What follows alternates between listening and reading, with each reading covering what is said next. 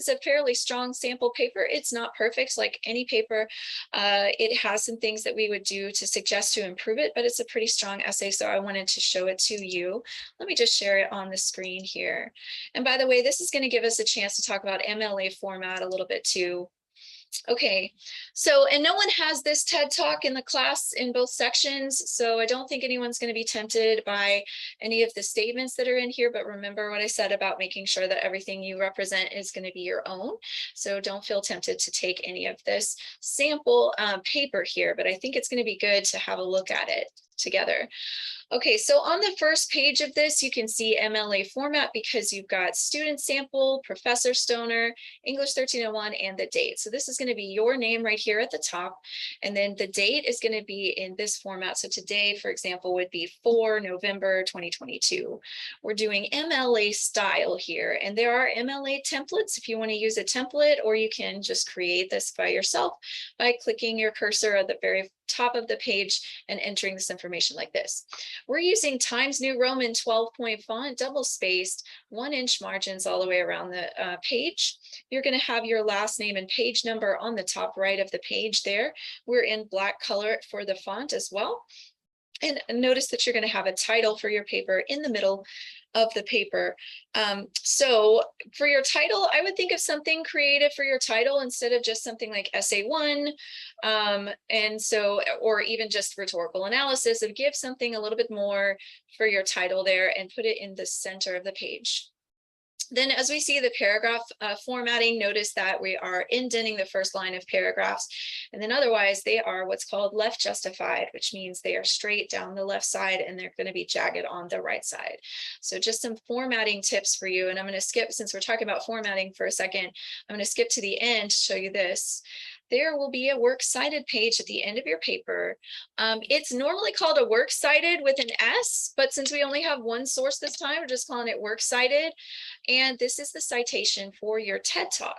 Now, an MLA citation is giving the reader more information about that source so they can find it themselves if they want to watch this TED Talk themselves or read that article or that book or whatever the source is that you're referring to there. MLA stands for Modern Language Association, and it is the English discipline's way of giving credit to research. When you're in different classes, they will use different styles. You might have a class that uses APA style. Chicago style is another really popular style. And it just changes up the formatting for how we're going to give credit for sources. But you're always going to have this kind of information here. You're going to have the author's name. Notice it's last name, comma, first name. You've got the title of the TED Talk in quotation marks. Notice that we are capitalizing all of the main words of the title.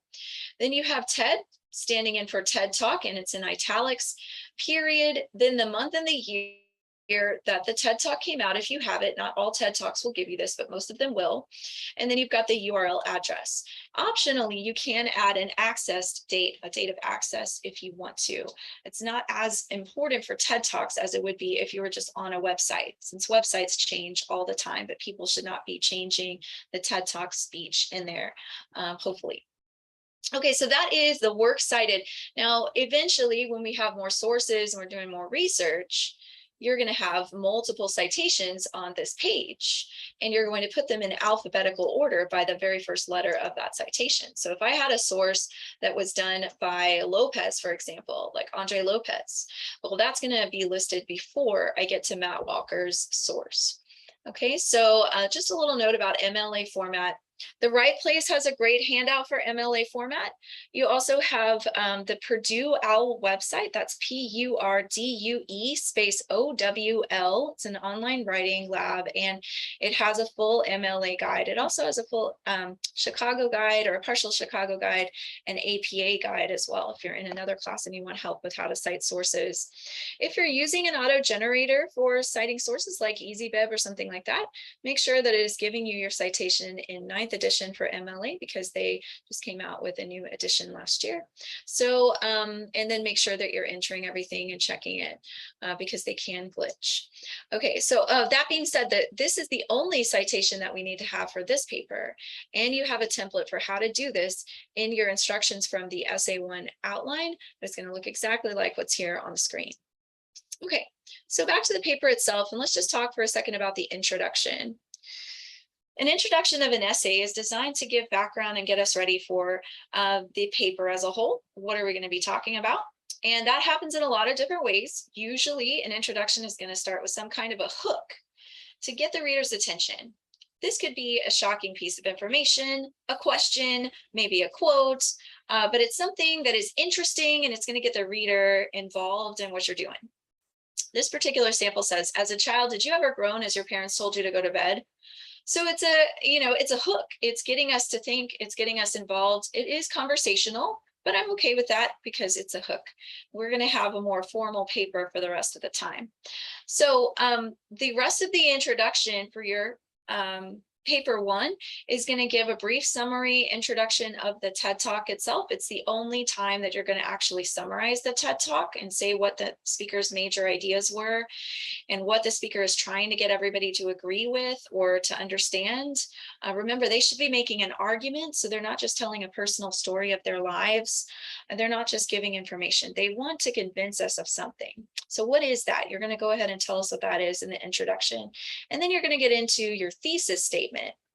Your thesis is the main idea for your whole paper. So in this case, it is always going to be the answer to the question of the prompt that you were given. Your prompt for essay 1 that you were given is, how well does the speaker use ethos, pathos, and logos in order to convince the audience in this TED Talk?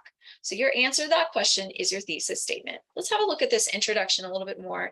The necessity of sleep is something taught from early childhood. However, the idea has grown so common that it can lose its sense of importance or be ignored altogether.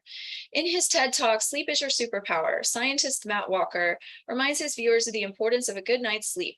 He discusses the perks of a healthy sleep schedule and provides an extensive list of consequences from sleep deprivation. While he has the advantage of an open-minded audience, Walker must face the challenge of conveying the urgency of such a familiar topic using the 3 rhetorical appeals, ethos, pathos, and logos.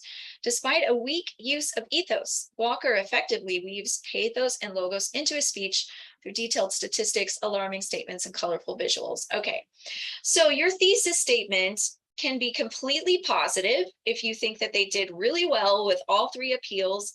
Your thesis can be completely positive.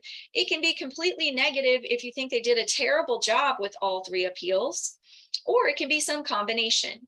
As you can see, this one is a combination.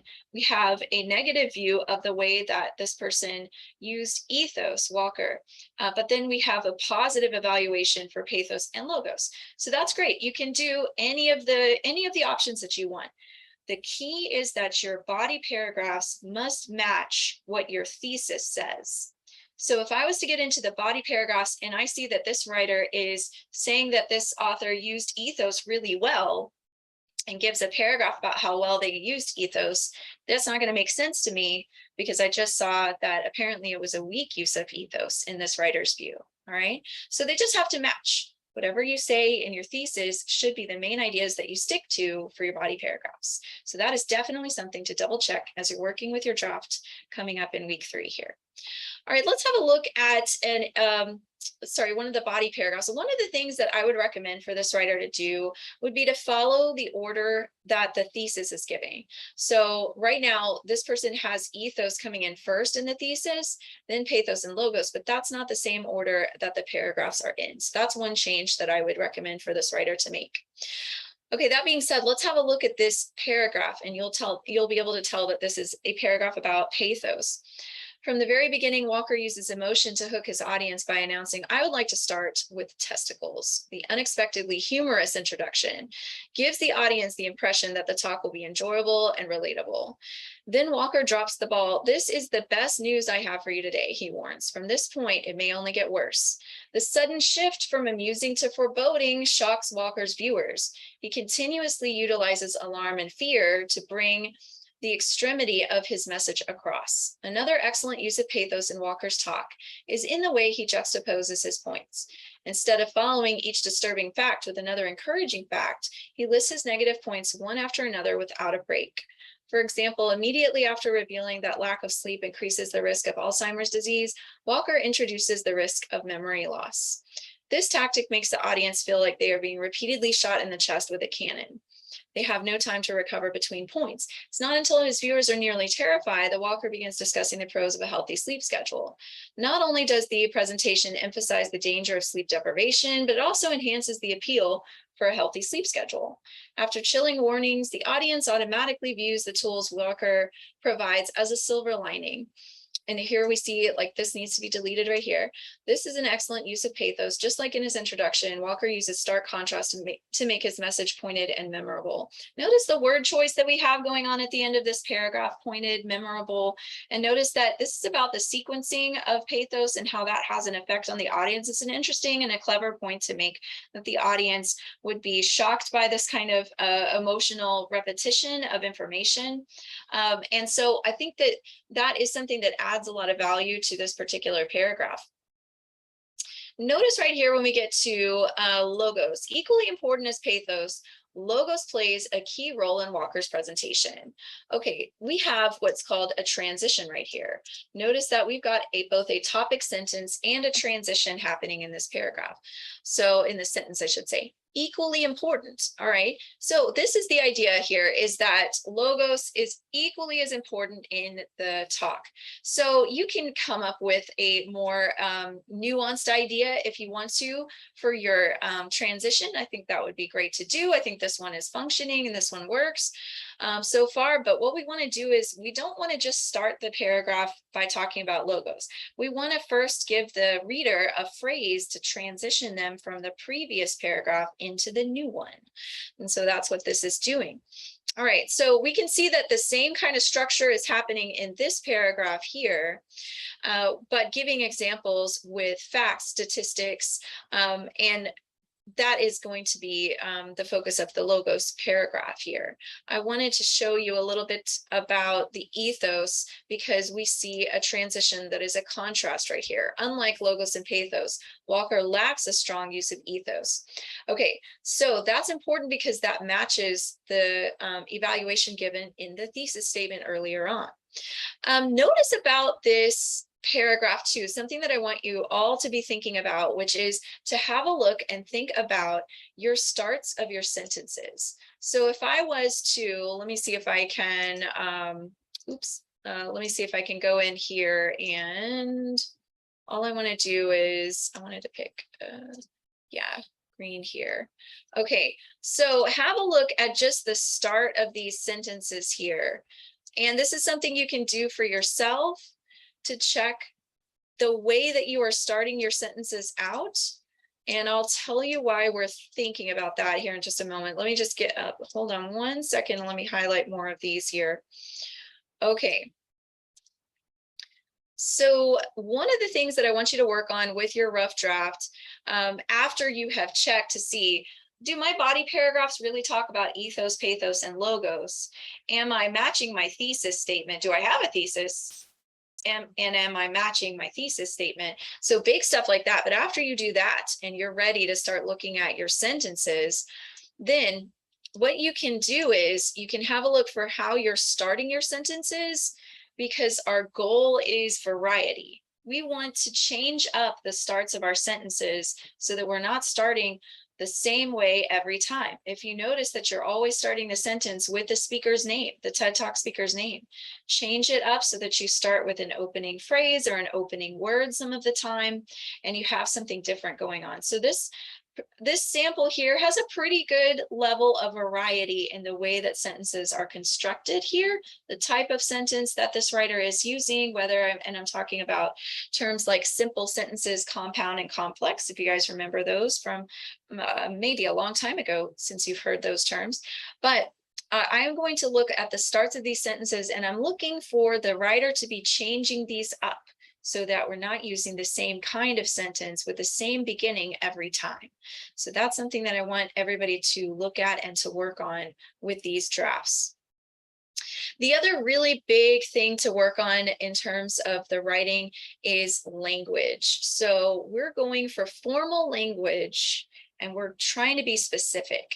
So look for words in your draft that are really broad and they're not very specific.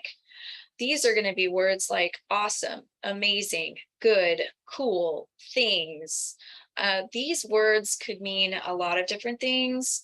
and they're not very specific, so they're not very interesting. So replace them with something else. If it's a word like good or bad or cool or awesome, instead of saying that something is good or bad, say why it's good or bad.